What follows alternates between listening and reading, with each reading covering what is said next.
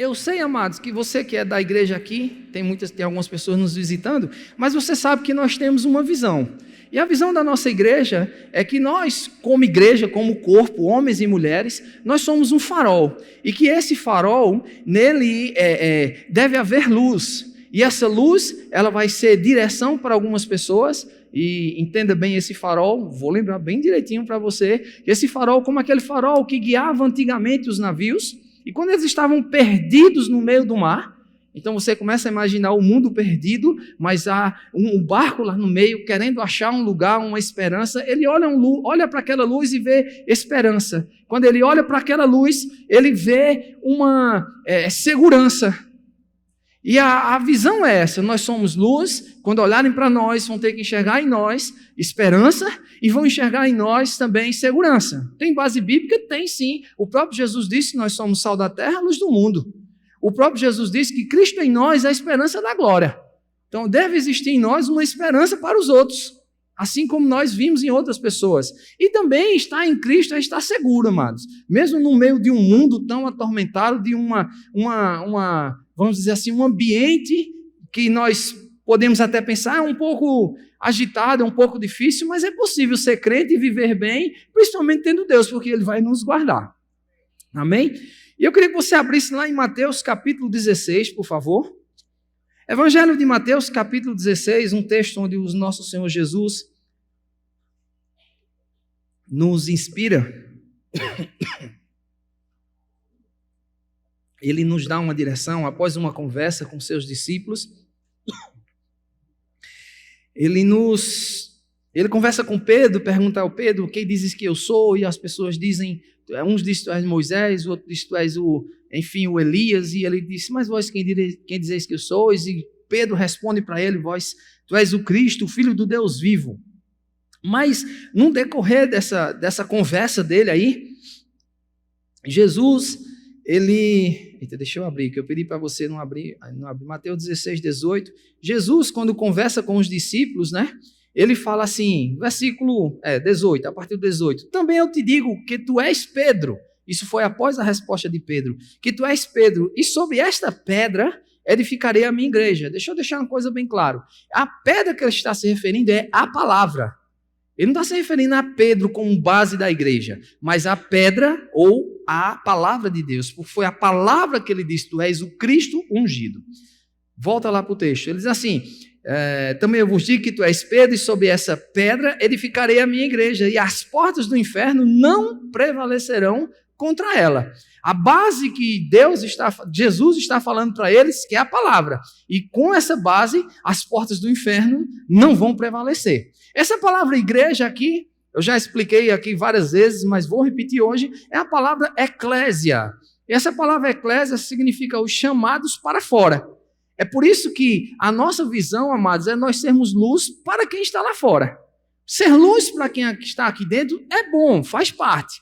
Mas o nosso alvo principal é sermos luz para quem está lá fora, para as pessoas nos verem e ver uma diferença em mim e em você que vai, vamos dizer assim, animar ou vai fazer com que elas desejem. E isso tudo está incluso no entendimento dessa eclésia. A eclésia era um grupo de romanos. A Roma viu que o fato de guerrear, lutar e estar vencendo e conquistando nações através de luta, eles conseguiam, mas com o passar do tempo eles tinham muitas revoltas e havia uma necessidade deles estarem lá intervindo novamente. Eles criaram um grupo de pessoas, os melhores, a sociedade. Eles colocaram os médicos, eles colocaram os políticos, eles colocaram os professores, eles colocaram os mais inteligentes. Rapaz, entre no meio do povo, desse povo conquistado, para quando essas pessoas verem a cultura romana, eles desejem ter a cultura que vocês têm. A eclésia, nós como igreja, gente, é do mesmo jeito. Cristo nos resgatou do império das trevas e nos trouxe para o reino do Filho do seu amor. E o que foi que ele fez com isso? Ele tirou um povo, ele nos puxou e nos colocou para hoje nós influenciarmos outros lá fora. Isso é eclésia. Diga assim: eu sou eclésia. Ou seja, você é chamado para fora. Aí, quando a gente olha para Mateus 3, Malaquias 3,18, que eu citei para você, que há uma diferença entre o que serve e o que não serve, eu começo a pensar e queria que você pensasse comigo. Como eu posso ser luz? Como eu posso ser diferente dos outros? De uma maneira que eu possa fazer com que eles desejem a vida que eu tenho. A única maneira que tem, amados, é nós sermos, em primeiro lugar, filhos de Deus, já nascemos de novo, e cumprirmos fielmente os seus planos, os seus projetos, e vivermos uma vida de modo digno. Não é viver uma vida de todo jeito. Cristo não nos colocou nessa terra para nós vivermos de todo jeito. Então tem que ter uma diferença entre o que serve e o que não serve. Se eu sou igual a eles, eles não vão desejar a cultura celestial. Que cultura celestial é essa? O que eu creio, o que eu estou vivendo, eu tenho que passar para eles ao ponto de eles olharem, rapaz, o que é que tem de bom nesse homem? O que é que tem de bom nessa mulher? Que eu quero isso daí. Você consegue entender? A sua influência no meio de uma sociedade, ela vai, gente, atrair pessoas para o reino de Deus. Você agora vai ser aquele navio dentro de um mar, mas um navio diferente. Um navio que tem luz. Um navio que tem esperança, um navio que tem segurança. Você vai ser uma vida que vai ser um reflexo para os outros. Nós temos que ser assim, vida que vai ser exemplo. Nós temos que estar influenciando as pessoas.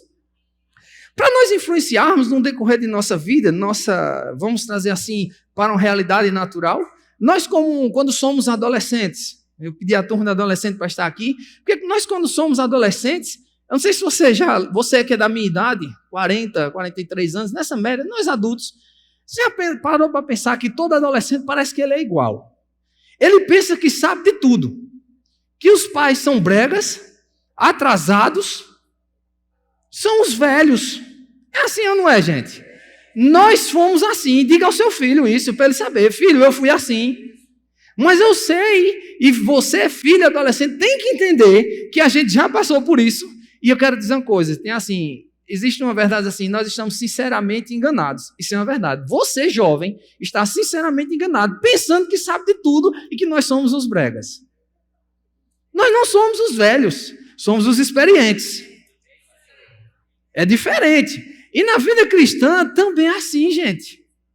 Sabia que tem crente novinho, nascido de novo, e ele escuta coisas, e sei lá, e começa a ouvir coisa demais, e não cresce. Tem crente que tem 5, 10, 15, 20 anos de crente, é a mesma coisa, é menino, com aquela coisa e tal. Mas Deus trouxe uma solução para nós. Deus nos deu a exortação.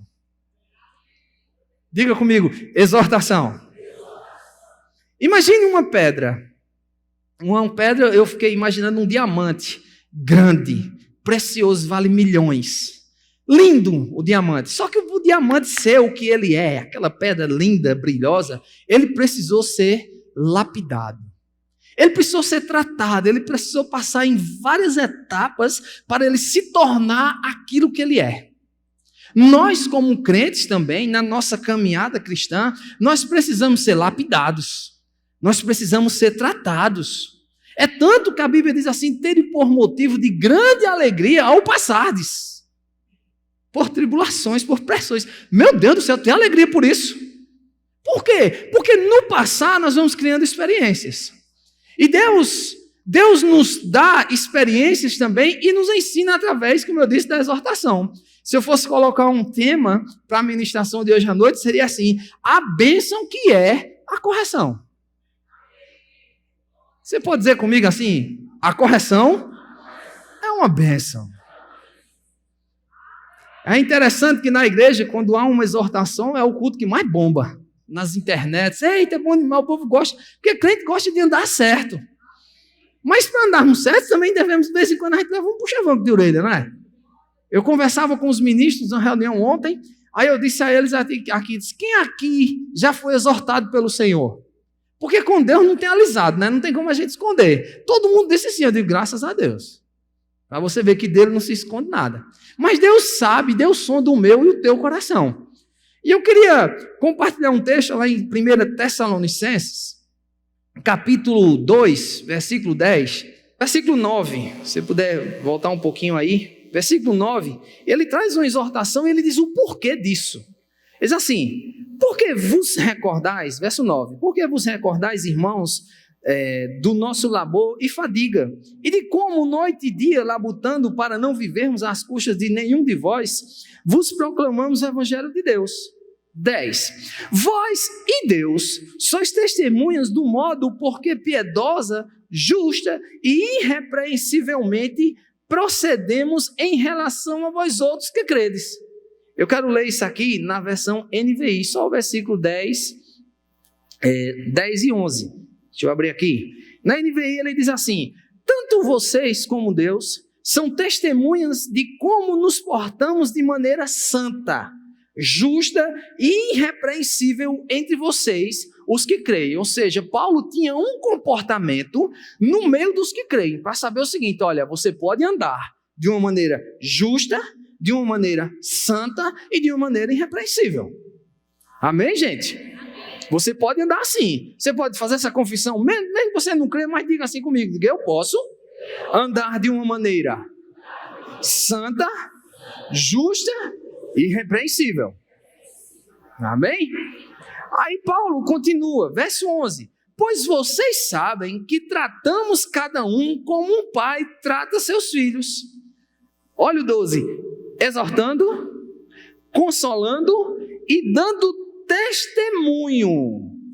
Olha o que Paulo está dizendo: exortando, consolando e dando testemunho para que vocês vivam de maneira digna de Deus, da glória.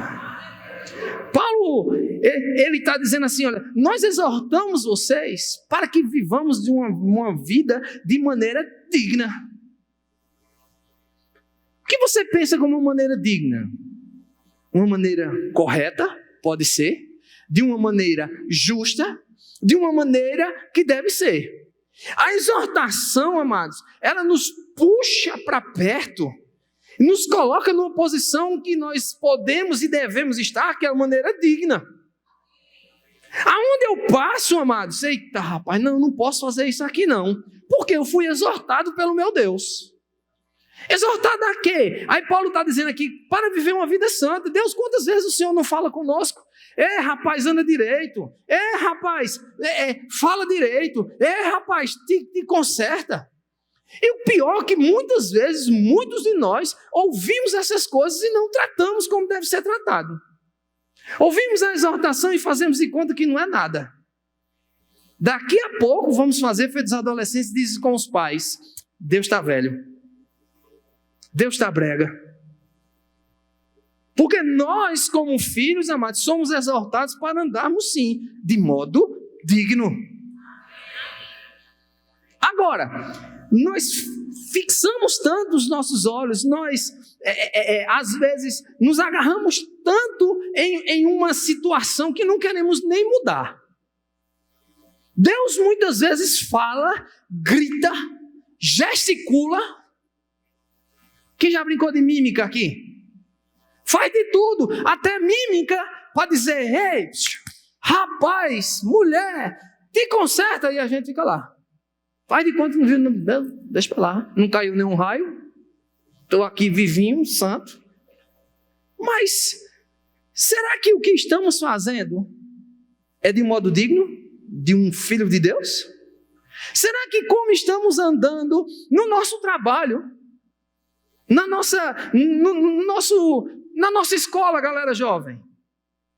Será que você está se portando de uma forma de ser diferente, ser um crente diferente? Será que no trabalho nós somos crentes mesmo? Ou vão olhar para a gente: crente Raimundo, pé na igreja, pé no mundo. Tem de todo tipo. Crente chuchu, o que é isso? Crente fraco. Não pode chegar um na escola, no colégio, ou em qualquer coisa, oferecer: toma uma lapadinha, vai lá, toma. Não, vamos falar de lapada, não é pesado. Vamos falar de uma mentirinha. Vamos mentir, rapaz, que é para a gente se dar bem nesse negócio aqui. Deus não quer. Isso não é viver de um modo digno. Deus está nos exortando essa noite para dizer assim: filho, viva de um modo digno. É por isso que nós não somos exortados. Diga comigo, é uma bênção ser exortado. Será que é mesmo? Eita glória, isso nos livra de muitas coisas, gente. Aleluia. Esse escritor também escreveu a Timóteo. Vai para lá, 1 Timóteo capítulo 4. O Paulo, que escreveu aos Tessalonicenses, escreveu ao pastor Timóteo. Que coisa boa. 1 Timóteo, capítulo 4, verso 1.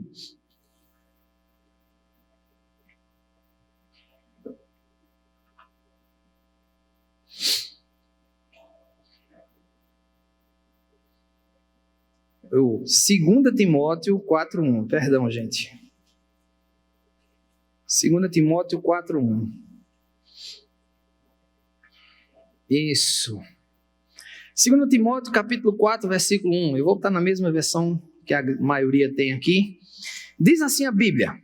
Isso é Paulo escrevendo ao pastor Timóteo. Conjuro-te perante Deus e Cristo Jesus, que há de julgar os vivos e mortos pela sua manifestação e pelo seu reino. Prega a palavra, insta ou insiste, quer seja oportuno, quer não. Olha o que ele diz: corrige, repreende e exorta com toda longanimidade e doutrina. Olha um pouquinho para mim. O que é que Paulo está dizendo aqui? Ele diz, olha, eu estou dizendo para você, Timóteo, que você deve insistir em corrigir, em repreender, em exortar com toda longanimidade. Ou seja, Deus não nos trata como aquele pai severo, como aquele cara, pai, presta muito no seu reino. Não, Deus com toda longanimidade. E Ele nos ensina a exortar com toda longanimidade. Nós falamos palavras, nós expressamos coisas com paciência, mas não quer dizer que não é sério. Não quer dizer que isso não tenha que ser algo que tem que mexer conosco. Aí ele diz aqui, versículo 3, pois haverá tempo que não suportarão a sã doutrina. Pelo contrário, cercar-se-ão de mestres segundo as suas próprias cobiças, como que sentindo coceiras nos ouvidos, e se recusarão a dar ouvidos à verdade, entregando-se a fábulas. Paulo estava dizendo, olha, eu vou ter exorte para que eles não caiam como outros têm caído, dando ouvidos apenas, é mais ou menos assim, eu só escuto o que quero, eu não escuto ninguém, eu só escuto o que quero, quem eu quero. Nós temos batido muito na tecla dos desigrejados aqui, realmente aquelas pessoas que são desigrejadas são mais ou menos assim, são pessoas que não querem liderança sobre eles.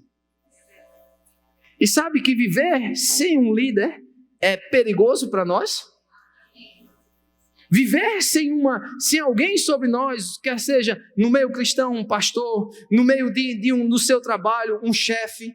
Ah, mas eu sou o chefe, eu sou o dono. Não, você presta conta a governo. Ou não? Você não vai lá, ele não olha não, tuas contas, ele olha, meu irmão. Todos nós estamos submissos a alguém para não fazermos o que é errado. Isso é bom, isso é de Deus. Aí Paulo está dizendo aqui, olha, existem pessoas que elas estão querendo ouvir apenas isso, mas exorte. Diga a eles que é necessário ter alguém para estar, ei, você está errado, meu irmão. É preciso alguém para dar um balanço às vezes na nossa vida e fazer, ei, rapaz. Hein? Eu brinco com minha sobrinha, eu digo, vamos brincar de choque. Eu boto ela no braço e faço assim, ó. Ela disse que levou um choque, o menino de gracinha gostou hoje também do choque, não foi, gracinha? Por quê? De vez em quando Deus tem que dar um choque em nós, amados. Dizer, rapaz, acorda! Será que tu vai viver nessa vida esse tempo todo? Ou vai viver essa vida o tempo todo assim, não vai mudar nunca? Vai permanecer a mesma pessoa? Ah, mas é porque eu acho que não estou certo. Meu irmão, deixa eu te dizer uma coisa. No dia em que você entregou sua vida a Jesus, você pode, vou logo te dizer, deixe de achar alguma coisa. O seu e o meu achômetro tem que estar baseado na palavra de Deus. Ah, mas eu não acho que eu estou errado. Afinal de contas, eu sou assim. Pois eu tenho certeza que estamos errados. Afinal de contas, você não é mais assim. E o pior é que quando Deus começa a nos exortar, o que acontece? No começo dessa exortação, desse negócio todo, no começo de um erro, ainda há tempo de ouvir, mas quando a gente peleja muito, insiste muito no negócio, a coisa cauteriza. E depois que cauterizou, meu irmão, tem que ser joelho no chão, intercessão, oração, para que os olhos sejam abertos, para que possa enxergar o que está obscuro, que caiam as escamas. E até que caia essas escamas, nós estamos achando que estamos certíssimos. Pastor, onde tem isso? Paulo, o apóstolo Paulo. Lá vai ele, certo que estava defendendo, porque eu sou o cara. Aí Jesus aparece para ele e diz: Paulo, o que é que tu está me perseguindo? Foi que houve? Os olhos dele fechou, pega um homem de Deus, um cristão lá. Vai lá, ora por ele, as escamas caem, ele começa a enxergar. Paulo nasce de novo, Paulo entende que agora não sou eu, mas é Cristo. Nós temos que entender que agora não somos nós, mas é Cristo em nós. É da maneira dele que devemos viver, e não da maneira que nós achamos que é correto. Ah, mas é correto, é correto, por exemplo, eu comprar e pagar? Claro. É lógico isso é óbvio. Mas eu estou me referindo a um erro. Quando eu faço algumas visitas aí, gente, e nas visitas eu fico ouvindo pessoas que ficam chateadas quando são exortadas. Meu irmão, isso é coisa de menino. Não gostei não. Pastor, bigou. Tem vergonha. Perdão pela palavra, mas a verdade é essa. Crente que fica de bico quando leva um puxa-vanco. E eu não estou falando só da igreja, não. Eu estou falando do geral. Está no erro no trabalho. Essa semana, meu chefe de sessão está respondendo, chegou lá na sessão, me chamou eu. Eu sou o mais antigo da sessão hoje. Antigo é... Antigo. Mais antigo. É mais velho. Não é mais velho não, é mais antigo de graduação. E eu estava lá na sala, ele chamou assim os três, aí olha, desceu uma lenha lá. E eu sem saber o que era, meu Deus do céu, o que foi que houve? Dizendo. Como foi? Aí eu descobri que uma que chegou lá há um pouco tempo me mandou fazer um negócio que não existe isso. Aí eu chamei os três, estavam comigo, gente, tem que prestar atenção nisso tudo, porque eu não bato da mesma forma, meu jeito é diferente. E tal, vamos melhorar nisso, naquilo outro, não pode estar sendo repreendido, pelo amor de Deus. Agora não fico de bico, não. Se eu fosse menino, eu estava... Tanto que eu faço, e o major não viu, o erro dos outros, e eu levo, puxo a mão da orelha. Meu irmão, um crente maduro deve ouvir as pessoas. Você é adolescente que está aqui. Gente, você tem que entender que os adultos, eles sabem mais do que você. Nós vivemos aqui, por exemplo, aqui na igreja Verbo da Vida, nós temos algumas cadeias hierárquicas. Por que isso, gente? É uma questão de organização. Nós temos o pastor presidente, que é esse que vos fala, abaixo dele tem a diretoria, depois vêm os pastores, depois vêm os líderes, e assim vai. E cada um está aqui para ajudar um ao outro, para que todos nós cresçamos. Nós não estamos competindo. Então, quando um líder chega para você, ou um pastor chega para você, ou seu pai chega para você e dá um puxa-vanco, é porque a gente está vendo alguma coisa errada. Ninguém está aqui querendo te prejudicar. Ninguém está aqui querendo derrubar você. A gente está querendo que você fique de pé. Mas o que acontece? Principalmente a galera jovem. Porque acha que sabe tudo. Não, foi pronto. Não quero nem saber, agora eu vou sair daqui, eu vou correr para ali, eu vou fazer aquilo lá, eu vou fazer isso outro, vou fazer aquilo outro. Foge. Onde nós estamos aqui para dizer, ei, preste atenção, eu estou cuidando de você. Não vá por aí não. Cuidado com o que você fala, cuidado com o que você anda. Vai um conselho para você jovem. Pelo amor de Deus, gente, cuidado com o que você anda. Cuidado com essas pessoas. A Bíblia já fala que as más companhias, elas corrompem, hein? Gente, é corromper, é tirar, é destruir. Você sabe o que é isso? Você tem noção disso? Meu filho, eu não canso de dizer, a última vez que ele foi jogar bola, que hoje em dia é moda, né? Jogar bola de 11 da noite. Eu não sei por quê agora. Estão marcando pelada de 11 horas da noite. Misericórdia. Na minha época era 5 da tarde. Agora é de 11, 12. 11 horas eu estava quase dormindo. Aí marca. Eu disse, não, beleza, filho. Pai, eu posso ir? Posso. Agora só um detalhinho. Com quem tu vai? Fulano, Ciclano, Beltrano. Com quem você volta? Ciclano, Beltrano, não. Com ele mesmo, pronto. Tu vai de pé ou de carro? Toda uma pergunta. Porque eu, como experiente, eu sei que no mundo não é como na igreja. Aqui a gente não precisa de segurança. A gente faz o aniversário da igreja, pergunta se tem polícia ali. Vê se tem uma guarnição, um rotão ligado ali. Toma, chama o Cartegi. Sargento Cartegi, daqui a uns dias, chama ele. Bota ali, fica ali a guarnição. Não precisa. Por quê? Porque é no nosso meio. Mas no mundo, vai fazer uma festa da cidade? Tem que ter polícia. Então, eu sei, amados, nós sabemos que somos adultos e orientamos a vocês, jovens, orientamos também uns aos outros. Deus nos orienta. Filho, preste atenção. Você tem que andar de um modo digno. Filho, preste atenção. Eu estou te exortando para que você não seja enganado. Para que você não seja como essas pessoas querendo ouvir o que você quer. Nós estamos para ouvir o que nós precisamos. Diga assim comigo, é uma bênção a correção. A glória a Deus.